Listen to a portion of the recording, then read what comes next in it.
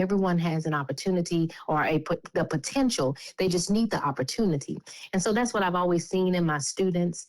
And I've always been really connected to those students that, according to society, they should make it or they can't make it or whatever negative stereotypes that people may have about people. I've always been really drawn to that student and that population because that population was me. Hey everybody, it's Mike Hobday and welcome again to another episode of Memphis, Mike and Friends. Today we're joined by Dr. Tracy Hall, who's the president of Southwest Community College.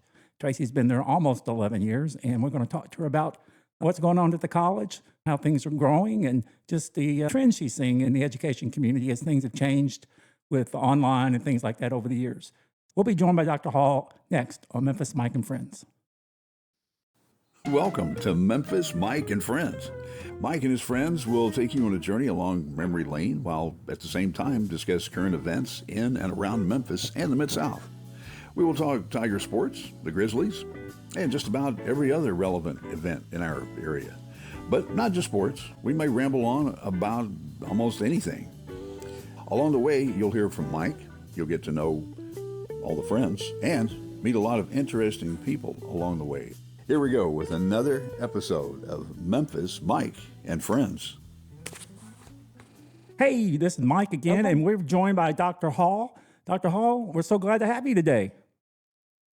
Thank you. It's a pleasure to be on the phone with you. Yeah, awesome. I know you're busy. So I knew you grew up in St. Louis, so tell us a little bit about your childhood.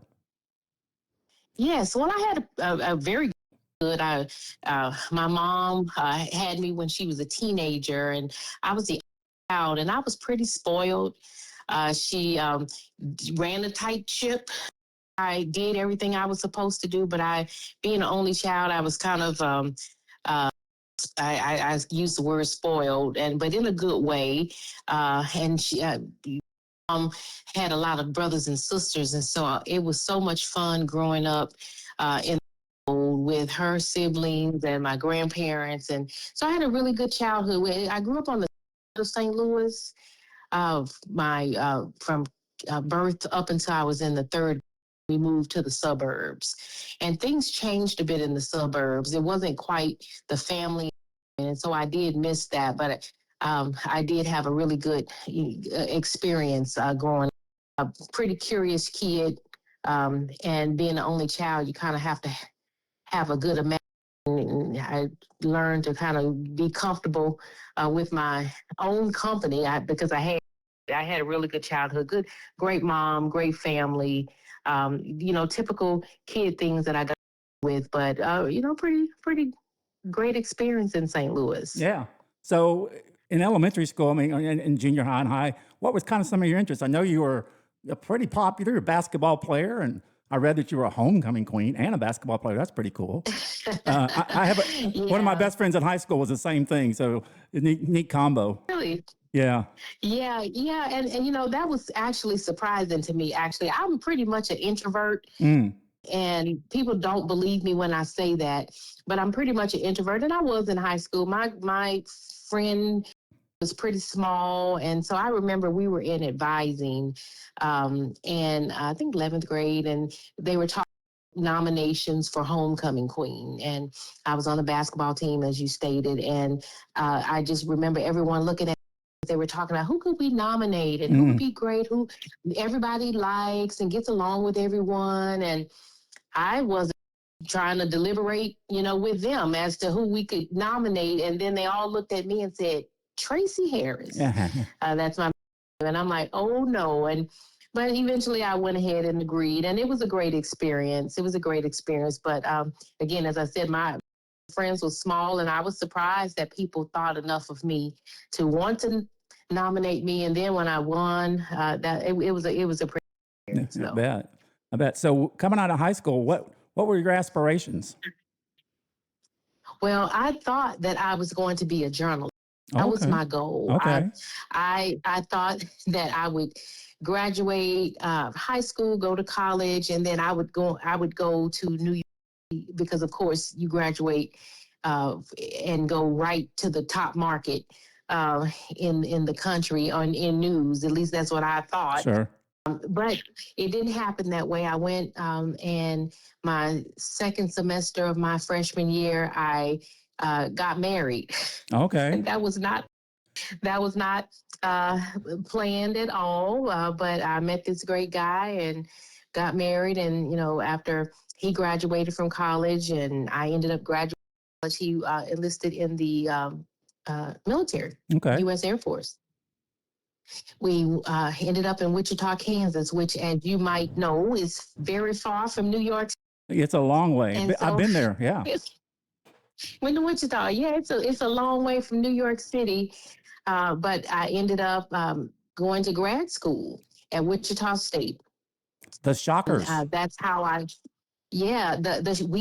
Shockers, the Wee Shockers, and that's how I got on this path to education, meeting my graduate advisor, graduate teacher, professor, and talking to me about getting into teaching.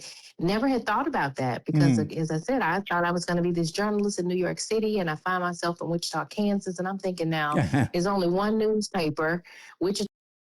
So, they're not hiring. So what do I do? And so I went to grad school, and again, that's kind of set me on my path. So what do you think they saw in you that was that the teacher thing evolved? I mean, what did that advisor see in you, you think?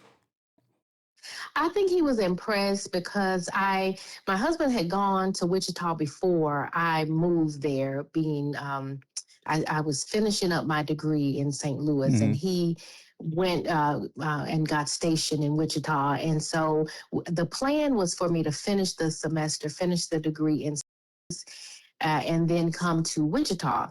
But we didn't like being apart. And so I found out at the University of Missouri St. Louis, where I was finishing up my undergrad, that if I went to Wichita State, I could finish my undergrad credits and transfer them back. And so that's what I did. But it was a month after classes had begun in Wichita, and I only had 6 hours that I needed, and I was able to get the only 2 faculty members me in their class that late. And Dr. John Gaston was one of those faculty members. And I think he was so impressed that I came into his class. I entered his class a month late,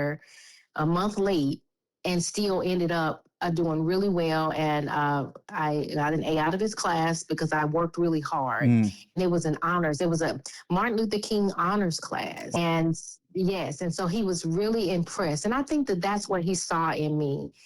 And I appreciate him for noticing that I will work hard. And despite it was an obstacle having to catch up with a month's worth of work, but I will work hard if I put my mind to it. And I think that that's what impressed him. Absolutely. Sounds like it. So you spent, how many years you spent in the classroom teaching?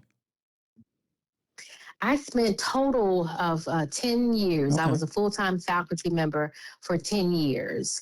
And I enjoyed my experiences in the classroom, working with the students and seeing them grow and develop was really very rewarding. I bet, because that's really what teaching is all about at the end of the day. That's right. Absolutely. And so it's changing, helping people to see their potential. So what kind of lessons did you learn during that 10 years that you think molded you into the leader you are now? I think really seeing people's potential. Sometimes people are written off because of whatever descriptions or our own perceptions. And to see students that by society's definition, they may not have what it takes, but to see their hard work. And so I saw myself in my students because that is my life story. People may have written me off thinking, my mom, teen mom, single parent, that there would not be this future that's a bright future for me. And I worked hard and had great mentors and support around me. And I was able to make a good life for myself. And I feel the same way about students, that when you see a student and just because they are in a certain situation or their zip code may not be what society says is a great zip code, you can't write anyone off. Everyone has an opportunity or the potential. They just need the opportunity. And so that's what I've always seen in my students. And I've always been really connected to those students that, according to society, they should make it or they can't make it or whatever negative stereotypes that people may have about people. I've always been really drawn to that student and that population because that population was me. Yeah, absolutely. Makes sense. So after you taught about 10 years or so, then you moved into administration. What pulled you out of the classroom? Well, being honest, I saw leadership in some cases done very poorly. Okay. And that really motivated me to look at how could I make a difference in another way. Because I think that leadership is at all levels, in the classroom, not in the classroom, all of that. But I just saw some opportunities that I could maybe make a difference. So I remember the deciding factor really, I was in a situation, and as much as I support students, I also support faculty.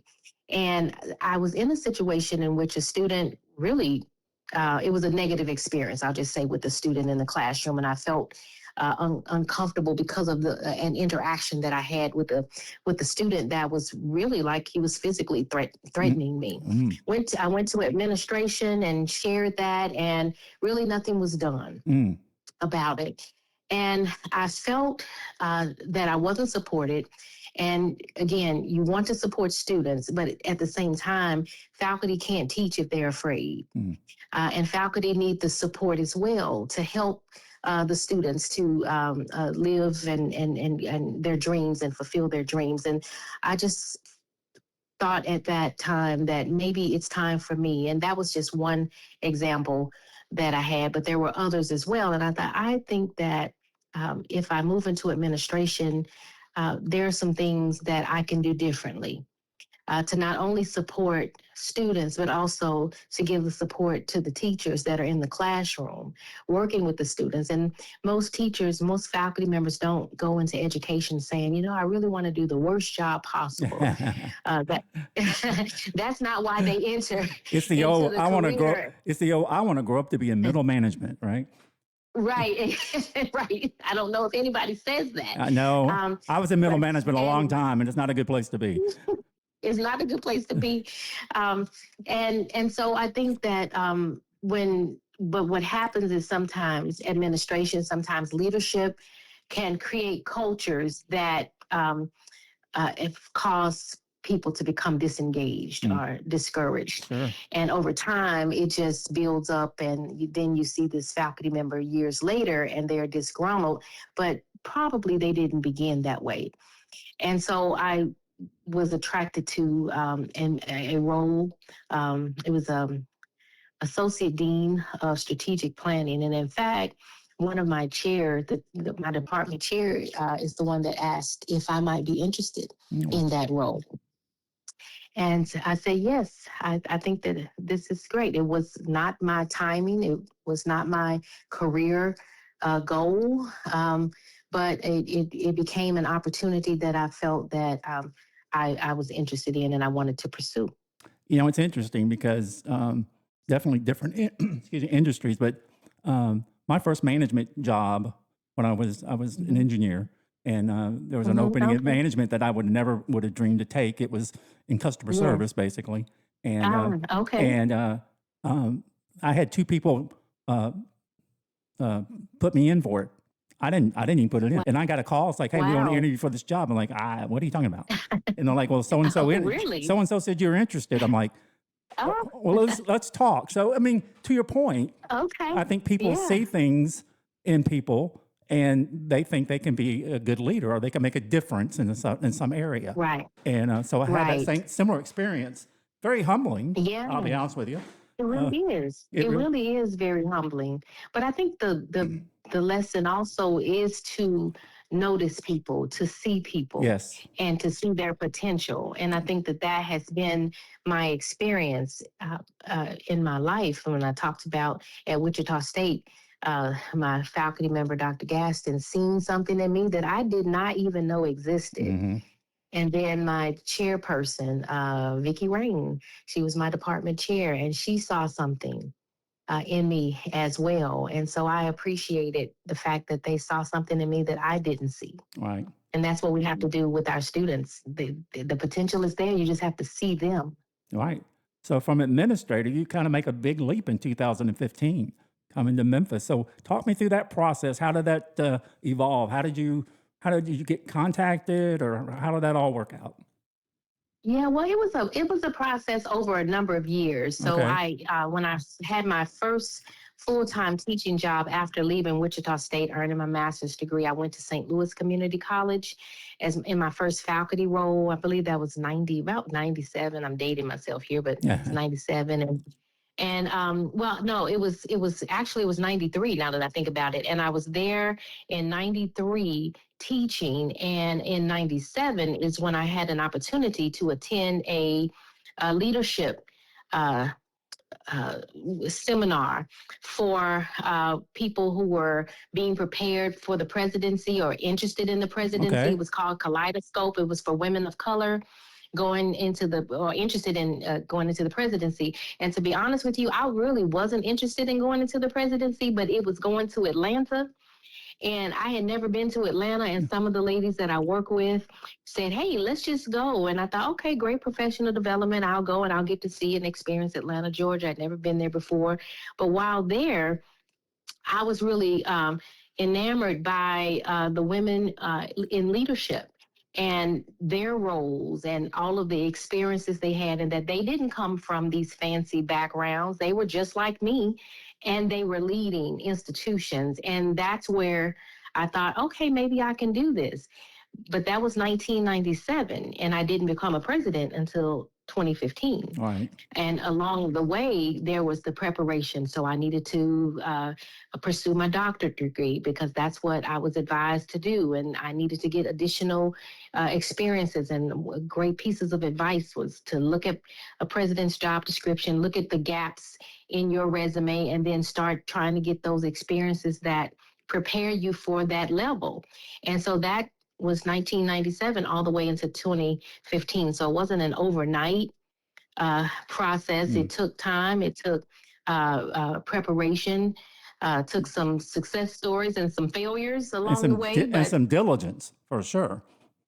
And just sticking to it. Yeah. But mentoring and guidance, I can't say enough about that. Having people, again, to see something in you and to invest in you enough to say, even if it's just time, and spending time and helping you. I can remember mentors along the way looking at my resume and saying, okay, if you're wanting to go to the next level. So I went from associate dean to a vice president for academic affairs, and from a vice president of academic affairs to president. But along the way, there are years in between those positions, and looking at what skills do I need to gain in order to be prepared for the next level. And so I appreciate the mentors. I appreciate all the leadership development institutes that I've attended and books that I've read just to prepare for the position in 2015. All right. You mentioned time, and obviously, time is our most precious asset.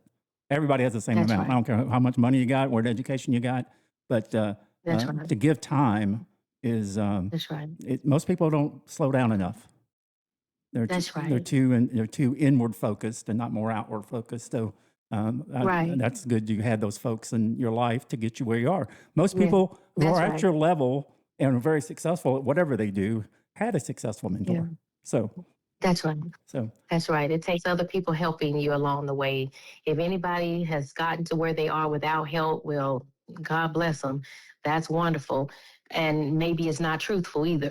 yeah, You may not be recognizing who has helped you along the way, but I've agree. had plenty of people, and not necessarily formal Right. Mentoring, just even informally, and I'm grateful for all of it. You know, since I stopped working in 17, I've had a lot of time to Hmm. think, and I've actually reached out to Yeah. several folks that, looking back, were really mentors, and thanked them, and just said, "Thank Mm, you for investing in me." right. And That's they right. really That's appreciated that important. because, Yeah. to them, they probably don't remember what they did. It could just been a That's short right. conversation in the hallway. You never know, but That's right. it's time. That's right. Time is big. That's right. That's right. So you pick up. You're in St. Louis. Oh, you're in Wichita. Oh no, you're Uh-huh. in St. Louis at this point. Yeah, and you moved to Uh-huh. Memphis, right? So what's your Yes, first? yes. So what you know about Memphis? You said Memphis and St. Louis are a lot alike. We don't have the hill, Yes. but outside of that, Right. I wish we did. Just saying, Right. but because I could eat there every day. You can eat there every day. Okay. I used to work around the corner from the hill. So Oh goodness. yes, that's lunch. That's lunch, and how you have a heavy Italian meal and go Oh, back to work. Well, oh yeah. So it's a yeah, it little was heavy. difficult. Yeah, you don't want a one A o'clock little meeting, heavy. right? You don't want a 1 o'clock Yeah, meeting. right. Yeah, You do not. but anyway, what was your first impressions of Memphis? And then what did you think you knew about Memphis versus maybe a couple surprises that maybe you didn't know? Well, I knew about the National Civil Rights Museum. Sure. And so that's what excited me as well, because I had my family, my husband was a basketball coach, and we had taken a trip to Memphis. And I've been to Memphis before, but we'd Sure. taken a trip to Memphis, and my son, we went to the Civil Rights Museum, and he did, I had him do a little like school project, and we took it back to his class. And it was really a neat project for him. And that was a few years before. So didn't think that I would be Yeah. moving to Memphis. And so I already really appreciated the history of this city. I've always enjoyed history and learning about history. So I appreciated that. And so when I saw that there was an opportunity, actually, I was recruited, a recruiter contacted me and had all these different presidencies in all across the country, and was seeing if I was interested in, and I was not interested in most of them, and really any of them, because they were in very, very cold climates. Yeah. And I was not interested in cold climates, and so I eventually said, listen, if I do pursue a presidency if I choose to do that right now. And I'm not sure I'm ready, but it needs to be in a warm climate. And I need to be somewhere. And I kind of described the city. I said, I like a city that is diverse. It has a lot of culture, a lot of history.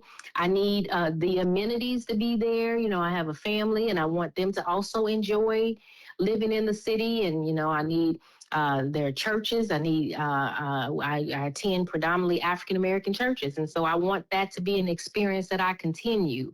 So I was very honest about what I wanted, because it was more. It's not just a title that I will ever pursue. I need to have the whole package in terms of a good quality of life for me and for my family. And I need them to like where we live. And so she said, well, I think maybe in about a month, I'm going to have two positions, and they're in Tennessee. And I thought, that's not bad. I'm in St. Louis. My husband's family is from Mississippi. And so this is not bad. And so she got back to me, and she had two positions. One was in Chattanooga as president of Chattanooga State, and the other was Southwest Tennessee. And so I said, I like it's a whole position profile, city profile. I said, Memphis fits me. It fits where I would like to be. And she said, well, go ahead and apply for both of them. I said, I'm not interested in both. Memphis fits me because it's 4 hours also, not only all the cultural and the demographics, all of that. That's where I am drawn to. And Southwest and the issues that they were facing and the strengths of the institution, I was attracted to that as well. But it's also 4 hours from St. Louis, which is 4 hours from my mom, and it's 4 hours from where my husband lives, his family. So it's right in the middle, and I thought this is perfect, and it has everything that we would need to have a good life. And so I only applied at Southwest, and the rest is history. So how long have you and your husband been married now? In November, it will be 40 years. We just hit 41, so I'm right with you. Oh, congratulations. Yeah. Congratulations. 40's pretty Yes. impressive, though. Yeah, 40. Yeah. Tell me 40 about your years. children a little bit. We have 3 adult children, a girl, well, I guess I should say a woman. Yeah, I know. Isn't that hard? I know it's hard. I want to say a boy, a girl and 2 boys, but a woman and 2 men. And they they are, let's see, what, 35, 31, almost 31, and 24. See, Doing really well, doing really well. My 2 older children live in New York City, and they are doing really well in New York. And my younger son is here in Memphis with us. And so, yes, that's my family. yeah. Well, I've got a 36 and a 30, so we're right there together, neck and neck. We are right there. That's right there together. You have any grandkids yet? I do not, but I am waiting I bet you for are. grandchildren. Yeah. I am really waiting for. I look at children and I think my husband's like, okay, if you don't get off these, like things come through your algorithm on Facebook, and it's these babies and all of that, and so I'm like, I don't have them, but I can look at other babies and pretend it's my grandbaby. I hope I'll get one day. Well, my former pastor used to say that grandchildren are a reward for not killing your own. And I have 4. I have 2 boys and 2 girls, and they, man, that's the best thing in the world. So, that's wonderful. Yeah. That's what I hear. I'm looking forward to it while I can still play with them. Yeah, and I hear you. Down and pick them up. I know. Yeah, mine are within about 3 miles of me, so either way. So really? I'm just blessed. But at least you get to go to New York City. Are. You get to go to New York City. That's pretty cool. Yeah, I do. I'm there often, actually, visiting them. So we're all planning. Well, my older children are helping to plan a 40th trip. There you go. Family trip. Yeah, so I'm looking forward to all of us going out of town. Well, actually out of the country for our 40th anniversary. That's so that's awesome. exciting. That's awesome. Yeah. So when you got to Southwest, you kind of hit the ground running, obviously. And what I read was you kind of a theme was redesign, reinvent, and reset. Kind of walk us through that and what all that kind of means. Yes, and so when I arrived at Southwest, the processes, a lot of great things about Southwest, but the processes were confusing for students. How do they enroll and how do they persist through college and get to graduation? A lot of processes were confusing. And one of the things to note, though, is that Southwest, as you probably already know, is a result of a merger between State Tech and Shelby State. Right. And they had merged in 2000, July 1st, 2000, and I arrived July 13th, 2015. So you might imagine that the merger was complete and everyone kind of operated as one college, but that wasn't the case.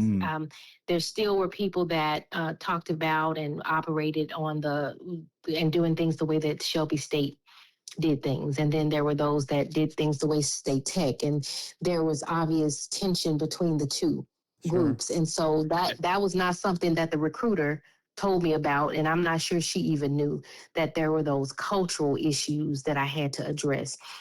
In addition to our enrollment, low retention, and completion. So I had the cultural issues, and then I had those internal issues that we had to face. And so I needed something that could help serve as kind of a framework for change. After my listening tour and getting affirmation from people that and confirmation that we really do need to do and move in a different way. So we joined Achieving the Dream, which is an educational reform organization, had about 300, I guess, colleges at the time. And it looks at how do you transform an institution to make sure you have meaningful change that and focuses on student success. And so that set us on that journey of it was the big audacious goal to redesign, reinvent, and reset the student experience. So we looked at all the processes for students from onboarding to completion, excuse me, and how can we fix them? And what was very obvious is that we had to do something differently because no one or two offices could say the same or describe processes. So if the employees don't know how a student progresses from entry to completion, how will students know? So we did all these process maps to make sure students and the employees knew how to direct students and how to guide students. And so that's where that redesign, reinvent, and reset. And we started to almost immediately see gains in our graduation rates just because of process changes that we made. And increases in retention, increasing in enrollment. And we were going in a very good direction from 2016 until 2019 when the pandemic hit. Right. Yeah. And that was like a gut yeah. punch. We Yeah. lost 30% of our enrollment and had a $10.6 million deficit. Oh my goodness. Yes. That's Yeah. not So we've fun. been clawing. No, not fun at all. Those were some trying times. And so we were really focusing for those 17 months we were online. We were focusing on survival. And Now, were you ready to go online, or do you have to scramble? Well, I think what was the blessing for us is that we had been a part of achieving the dream and looking at all of our processes. And a part of that was to look at what we could uh, uh, use technology. Sure. And our faculty had gone through training, not knowing, of course, that we would have this pandemic, but they had gone through training, online training, because there were some gaps in how our students were being successful in on-ground versus online courses. And so it really was a blessing that we were able to have that experience prior to the pandemic, so that when the pandemic occurred, we didn't have faculty. By and large, we didn't have. Of course, you have some, but for the most part, our faculty knew how to teach online. Okay. And they had those tools prior to, so that was So you were prepared at least. So I'm sure there's some institutions that weren't. So yeah, and we didn't know that's what we of course we weren't preparing for that. Sure. But it happened, and so we were able to, in 10 days, we transitioned an entire institution to online operations, and that's how we operated for 17 months online. And so that, of course, very much stalled much of our progress that we had achieved with from 2016 with the increase in enrollment, because now we're having to get in survival mode. And 10.6 million revenue loss, and 30% of your students are gone. Yeah. And so now what do we do? And so we're clawing our way out, and we're ready now. We have our new strategic plan, and we're ready to continue that momentum that we started in 2016, and looking forward to it. Yeah, I know. I remember during the pandemic, I worked at a small software company here in town, and we had to come up with a pandemic survival plan. It's like, yeah, I never even heard of such a thing, right? So we had to sit down, just like you did, go through all of our processes and what can be done remotely, all those things. So I think any size organization now has one of those plans in place. Right. You have to. That's right. When we never, God forbid, we hope we never use it again. But that's right. But at least we're prepared. I think better as a society to go through something like that. That's right. So that's right. That's right. That's great. So you guys, you're as most community colleges, you deal a lot with working students. They're raising kids. They've got families. School is just something else they do that day, right? Versus like when I was undergrad, that's all I did, and I worked a little bit. That's still. right. I tried. That's right. Yeah. Yeah. But what are some kind of smart ways and creative ways that you guys do to help them succeed with all that extra? I won't call it baggage because that sounds like a negative term, but all the extra other things that got going on. Responsibilities. Yeah, that's a good word.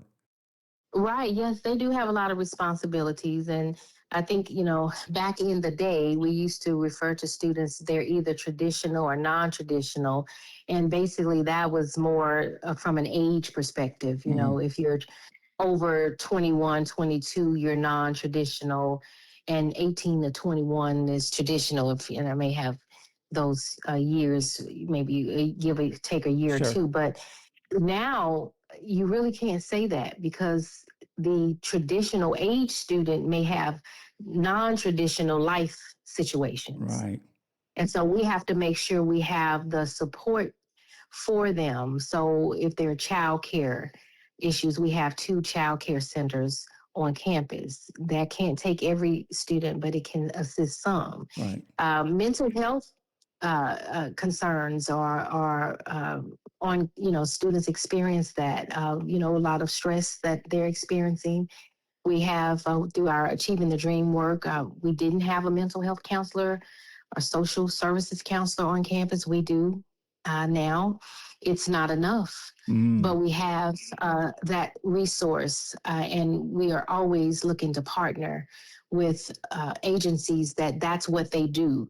Mental health. We are educators trying to support students with wraparound, but we're leaning more towards partnerships with community resources. That's what they specialize in. Sure. Because we just can't meet every need, but we try. We have a food pantry on our campuses, and we work hard to make sure that whatever barriers our students are experiencing, that we can help them to overcome them. And because they're and what we are also talking about at the college is that our students have a lot of stamina and grit. I use grit being Memphis. Yeah. They really do. And so they can make it because they've proven. And sometimes students that have gone through challenges in life have more fortitude than sometimes students that have just been given absolutely. everything. Absolutely. And so they just need a little help and a little support. And we give that to them as much as we can. And again, organizations in the community that we can partner with, we make sure that we do to help to supplement what we provide. Right. So you talk about mental health, and it's been a very hot topic for the last 10 years or so. I mean, growing up and going to college and going to grad school and working, I just never, you heard about, mental health was something that really wasn't talked about a lot, but it certainly is on the front burner today. So That's right. Is there more stress? I mean, you got a good pulse on this because you're around a lot of younger people. Is there more stress on those folks today than you and I had? Or is it just different? Or what do you think's driving that? I think we talk about it now. Okay. We recognize it now. I can remember having stress in college. I can remember friends, and this was in the 80s, having issues that they needed help, right, but no one talked about it. No one recognized it. So if you had a student that was experiencing issues some years ago, you may have said that's a behavior problem, and this student needs to be expelled. Because that's not what we do. We just educate. And but now we recognize that, wait a minute, there may be a reason, an underlying reason, not that the student is just a bad kid, kick them out. right. What's happening with that student? So I don't necessarily think that it's where the students are different now. I know I hear people say that all the time. These kids today are just different. And in some ways, of course, the culture changes and generations change. Social media has definitely influenced this generation. Social media has influenced, but I don't like for us to romanticize back in the day as though kids then were all great. Yeah. I think we just didn't recognize some things back then and now, and we didn't have the language to talk about mental health concerns. And so we just, maybe push that student aside or, as I said, expel the student or just, didn't know how to address that concern. But we do now. Right. And so we recognize that a student, we didn't have terms like adverse childhood experiences back in the day. Sure. Right? We didn't know. And if we did, I didn't know about it. Yeah. But we talk about how kids and how their lives have been impact them. And even at the collegiate level, if a person has had challenges throughout their lives, they may have had something that happened to them at 15 that's where their maturity stopped. That's where their growth stopped. And so they can't get past. They may be 20, they may be 25, they may be 30, but whatever happened at 15 was so impactful, so traumatic that it has set them on a different path. Right. And we didn't know to talk about that back then. All we saw was, you're, of a certain age, you ought to know better. Well, because we're looking at them chronologically. Sure. And we don't know what's happened to them over the course of their lives. And so those are those ways that we support our students, again, as much as possible. But once we give them the tools to support them, we are always so amazed and about at how they grow and blossom. But again, it goes back to, you have to see them. You have to recognize them, as opposed to, you may see a behavior that they are exhibiting, and then you reduce them to that behavior without getting to the core of what is causing that, what has caused that. Right. Yes. All right. So I wouldn't plan on going this direction, but we'll see. We'll see how it goes here. I worked with an organization for a while. I go to Bellevue, and Rise to Read is there. Donna Gaines started that. And so basically we go into elementary schools and work with third graders who are struggling to learn how to read, and you use sight words, and it's really 100 sight words, 1,000 sight words actually. And so anyway, one of the stats that she quotes fairly regularly, and you probably know this as an educator, is if you're not at reading level by grade 3, you start to fall behind, because up from kindergarten to third grade, you learn how to read, and then you read how to learn. And so that's right. And so if you're behind, now you're a lot of your feeder into your college is the Shelby County school system. And that's right. I know that there's not unlike a lot of school systems, not picking on Memphis, but they seem to be struggling there. And there's some other things going on we won't even talk about. But I can see, and I really didn't think about it till I actually got in the classroom at Treadwell and sat around with my two little knuckleheads, I called them, and they and saw how well they were struggling. And I thought, you get past, if you don't get the help, you get to fourth grade, you're struggling, and at some point you're going to check out. You may even drop out, right? Or you're going to graduate and not be able to adequately read. And so that you've got folks coming into your door who may not be at, let's be honest, at the level of reading they should be. Now, is that, how do y'all tackle that? Is there some remedial things you do? Or, I mean, how do they test? We do. Yeah. We do. Historically, I guess, we've called it developmental education. Okay. Remedial education.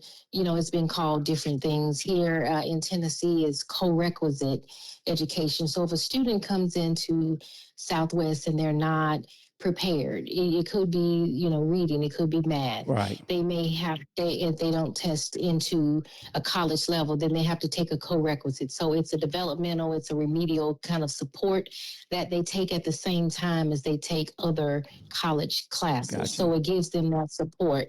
So we do that. But to your point about kids not being prepared, and that's one of when I talk about looking at the whole student, what has that journey, that educational journey been like for them? And so when we talk about supporting and funding pre-K, that's critical. Yes. It's critical because that's the beginning of education. And so you think about a child that has gone through a strong pre-K program, and when they get to kindergarten, they are ready. So we're talking about third grade reading levels, but I'm asking what's happened since birth. Right. And that birth to 3, and that brain is developing. What is happening there? What experiences is this child getting? And then when they're 3, and are they going to a great pre-K program, and even their nursery school, is it teaching them, or are they just going to the babysitter? Right. So there's going to be a difference from a child that went to a babysitter. And I'm not saying all babysitters, because, babysitters can have an educational plan as well. So forgive me, babysitters. But I'm saying, let's just say they're just being babysat. Right. And just, all day they're maybe just, looking at television or whatever, versus a child that has a more structured environment that's teaching them. Well, that's how they're beginning their educational journey. So even when we're getting to the third grade, we're trying to play catch up in some cases. Yep. And we're not focused on what's happened from birth on. What's the prenatal experience been like for the mom? Right. All of those things, it's all connected. And one of my frustrations is that we seem to try to solve problems in a vacuum. So we feel like, well, if we just look at this, let's fix this. And we've not looked at, well, what leads up to that? Right.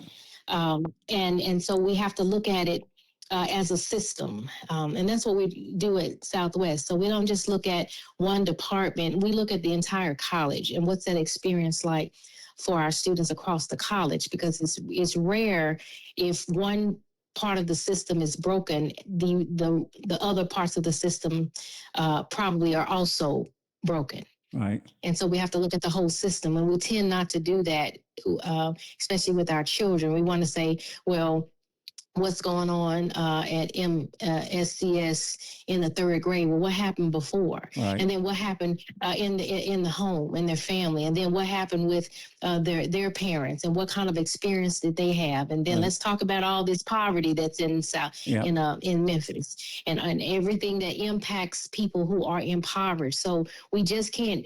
There's no silver or magic bullet to fix one thing if you're not going to look at everything. Right. I agree. Because it's all broken. Yeah, I mean, when I did that counseling with those two young guys, it really opened my eyes. I mean, you hear about it, but when you experience it, it's a person. It's a real person. That's right. It's not just a student number or whatever or whatever. Right. It's a human being, and they've got potential, as you said before. And I'd love to see those two little guys come and just be something amazing someday. That'd be awesome. That's right. And they've got the potential to do that. They just, sometimes some people need a little more help than others, and that's fine. And to your point, as a society, I think we owe them that kind of help. At some point, you got to help yourself, right? But you certainly can offer the opportunity for advancement and enrichment, and hope they take advantage of it. That's right. That's right. That's right. We provide the opportunity and take advantage of it. And people that want to improve their lives typically do. Yes. Yeah.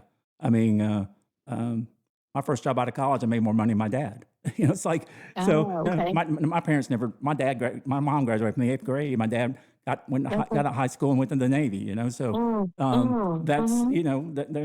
were, that generation, that college, what's that, So I was the first one to go to college. I think you were too in your family. And yes, first generation. First generation for me as well. And it's I just knew I wanted something. I wanted something better. Right, and I think it just depends, because there are people. My parents didn't graduate from college, but they had a good life. Sure. And they had, my mom had a great job, and she worked for 35 years at the post office. And so I don't necessarily place a value on people based on their education. Sure. But education can open doors. Absolutely. And provide opportunities for students, for our community. And so we try to do that.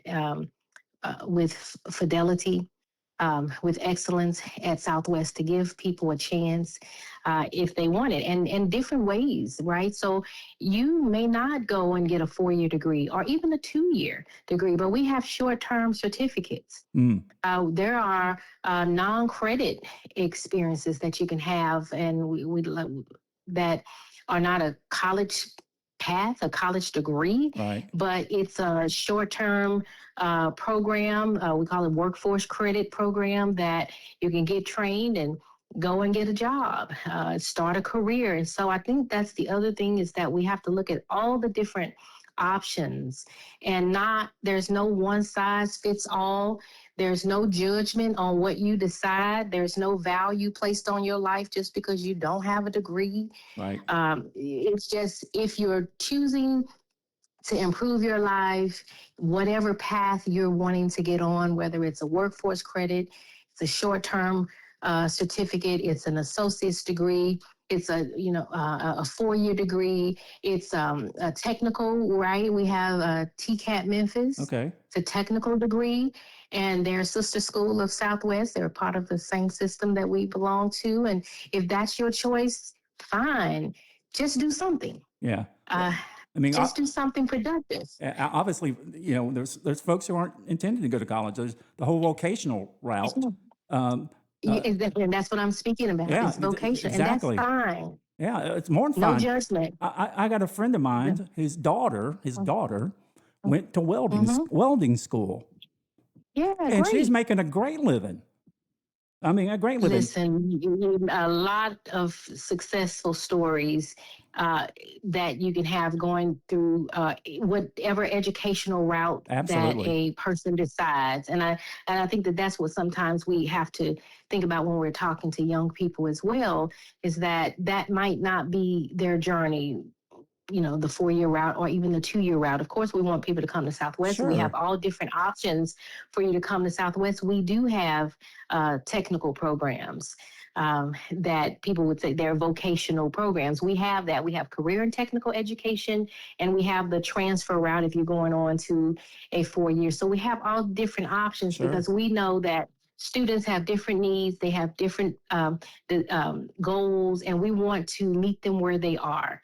And we don't feel that there's a competition with any other educational institution. We feel more that there's a competition with the street, the streets, right? So our students and potential students have options in the streets that sometimes we can't compete with, sure. Right? And so if we can get their attention early, and we can make sure they have a great experience academically as young children, so that they don't get to a point where they're disengaged from the educational process, and then they start looking at other alternatives out in the streets that may be lucrative, but they're definitely not long term. No. If we can get them early, that's the best, and that's what we try also to do. We have programs that work with kids we have a mobile express that goes out into the community. We have 3 of them actually that go out into the community, and it helps young people to see potential careers that they've never heard of. Mm-hmm. They'll know about a doctor and a nurse, but they have never heard of mechatronics. Yeah. And so they don't know what that means, or they think automotive is back in the day when you were just dirty fixing a car, and they don't know that that's really not automotive technology anymore. I mean, it's like you're a computer scientist with these cars. And so you have to engage them early, and we can't wait. Sometimes we wait too late. And they've had an opportunity to see things that they shouldn't see at a young age, and then they're attracted to that. So we can get them early, and we can value kids and people early. Yeah. That's better, as opposed to what we tend to with our society now. We're very reactionary. We are very instead of preventive education, we're looking at how can we work with them after they've had problems, which is fine as well. But what if we focused a lot on prevention? Right. I think we some improvements in our city. Right. So you've been big on building like strong workforce partnerships. Talk about some of those and some of the successes there. Yeah, there are several partnerships that make me incredibly proud.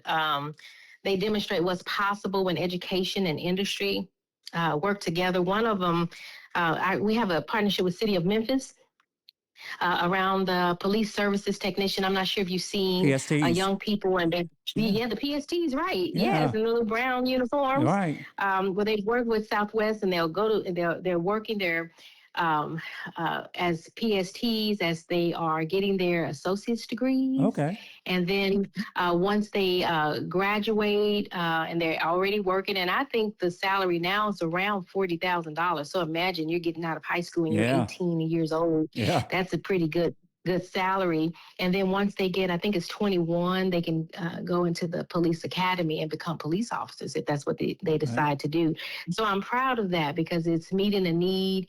We need to increase that partnership and increase enrollment in our program so that young people can know about these opportunities that really do exist. I think sometimes they don't pursue them because they don't know that they persist. They exist. And so we have that partnership. MLG&W is a great partner. Thus, we have workforce boot camps that prepare students for careers, utility-related careers. One new program was customer service, and you have young people that graduate, they go through the program, and then MLG&W hired them in their customer service department. And so that's really great. And then the third one, I'm thinking medical with Memphis Shelby County Schools. We have a medical district high school, so it's not necessarily directly workforce, but it is because we are partnering with MCS. We had two high school, so we have a high school on our campus that's the MSCS high school. Okay. And students graduate from a medical district high school with both a high school diploma and an associate's degree. Yes, so think about 17-year-old with a high school diploma and an associate's degree. And so they participate. This year they participated in their high school graduation. I think it was on Wednesday night. And then on Thursday, they participated in the Southwest Tennessee Community College graduation. It's just amazing. That's and awesome. These are kids that are working hard, and they've decided, and their parents have supported them, and they know the rigor. And they have decided that they're going to make a success of their lives. And so they have done it, and they're continuing to do it. So they're starting at 14 years old in high school and in college classes. And so those are partnerships that I'm very proud of. Those are awesome. That we're doing, and it's powering and fueling the workforce. Absolutely. So, there have been so many changes in higher ed over the years. Obviously, online was kind of one of the first major ones, I think. And then job markets have changed, and the economy changes up and down and all those things. But AI is such a hot topic. How do you think AI is going to affect education in maybe a positive way or maybe in a negative way? Well, I will say that Southwest, we are the first community college in the state to have approved and will have be able to offer an artificial intelligence degree. So we recognize that AI is shaping in the future and is shaping the workforce. And so we want to make sure that our students are prepared.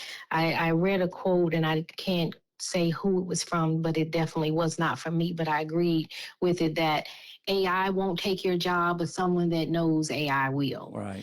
And so that has really stuck with me. And one of the reasons why we want to make sure that our students are prepared and understand how to use AI in whatever industry, of course, ethically. In the industry. So we want them, because if this is how jobs are going to be reshaped now and in the future, we want to make sure that our students are prepared for it.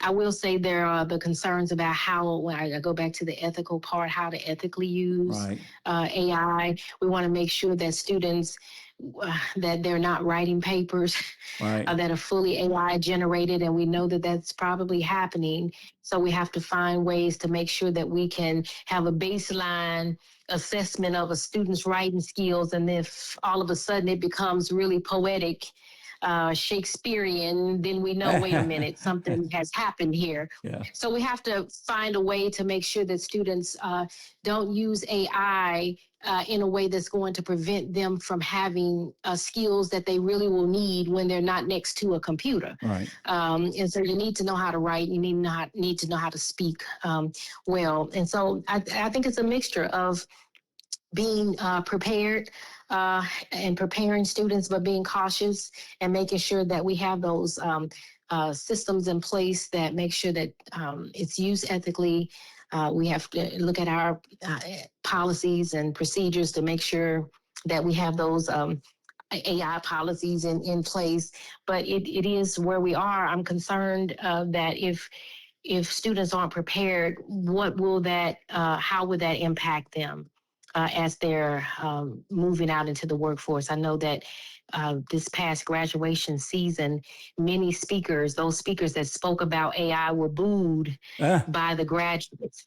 A lot of boos, the speakers that mentioned AI, and I understand that. They're thinking, okay, so these entry-level positions, are they going to take my job? Right. And how is that going to impact me? So that's a real conversation, and that's a real dilemma. So how do we work to make sure that students are prepared and for this new AI revolution? Yeah, it's here, and it is here, and it's very powerful.